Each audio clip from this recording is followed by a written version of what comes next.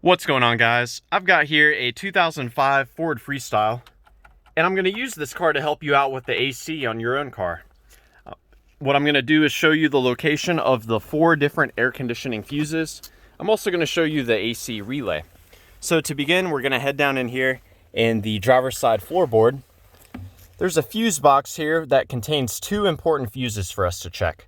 Now, to remove this cover, some of you will be able to do so by just pulling on the tabs here. Others will have to push these hooks out of the way. That's what I had to do. And on the back of the fuse box cover, we can find a fuse puller that may be helpful to you.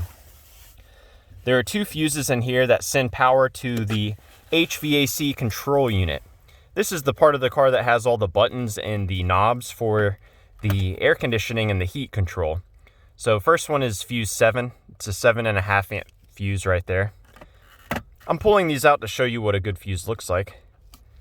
The next one is fuse 20. Go ahead and pop that out. And these may be good to check if the controls seem unresponsive. So with those 2 out, we can now move under the hood. And like I said, those provide power to your control unit there. Now, moving under the hood, this is where we will find 2 additional fuses for the air conditioning, as well as the main AC relay. So we've got to open this cover up here. We do that by lifting up on this tab right here. Now, there are 2 10 amp fuses. They both provide power to the AC relay, but they're used differently. So power from this 10 amp fuse is used for engaging the relay.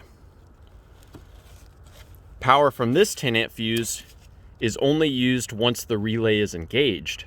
So with the relay engaged, this power is sent to the AC compressor clutch for it to lock up. Now here's the AC relay. It is computer controlled by the powertrain control module.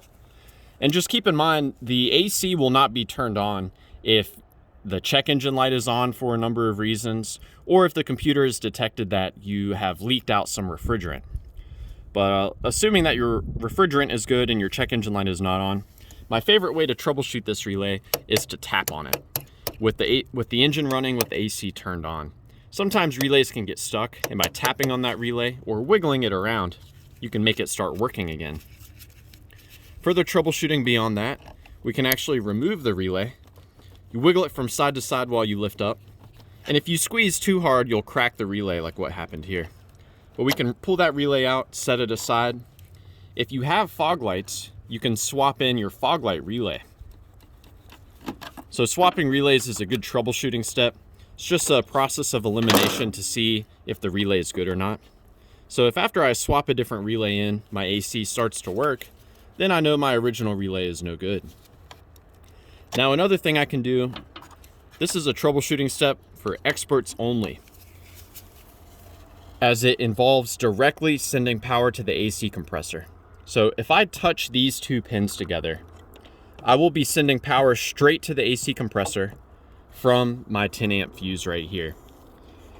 This is going to manually power up that AC compressor, and as a result, it can cause damage to the system if you have leaked out refrigerant or if your engine is not running right. So it's definitely not a permanent repair by any means. I just do that just to see if I'm able to get the compressor clutch to engage. So yeah, I hope this information was helpful for you, or was at the very least a good starting point in troubleshooting the AC on your Ford Freestyle.